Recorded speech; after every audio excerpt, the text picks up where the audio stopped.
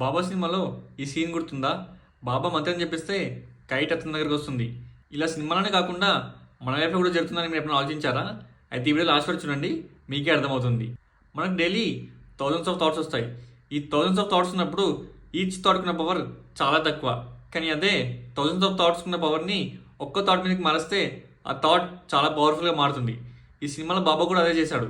Kite తన దగ్గర రావాలని చెప్పేసి ఒక థాట్ రిలీజ్ చేశాడు. ఈ థాట్ చాలా పవర్ఫుల్ కావడం వల్ల ఆ కైట్ అతని దగ్గరకు వస్తుంది. ఇలానే మన లైఫ్లో కూడా కైట్ ప్లేస్లో జాబ్ కానీ వేరే ఇంకేదైనా మన గోల్ ఉంటే ఆ థాట్ చాలా క్లియర్ అండ్ పవర్ఫుల్ ఉంటే అది మన దగ్గర రావాల్సిందే. ఇది థాట్ పవర్. ఈ పవర్ రావాలంటే మన మైండ్ థాట్లెస్ స్టేట్లో ఉండాలి.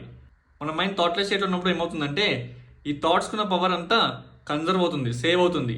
ఈ సేవ్ అయిన ఎనర్జీ అంతా ఒక్క థాట్ మీద రిలీజ్ చేస్తే ఆ థాట్ చాలా పవర్ఫుల్గా మారిపోతుంది. అప్పుడు ఏమవుతుందంటే మన గోల్స్ దగ్గరికి మనం వెళ్ళడం కాదు, మన గోల్సే మన దగ్గరికి వస్తాయి. ఇలాంటి రీల్స్ కోసం లైక్ అండ్ ఫాలో చేయండి.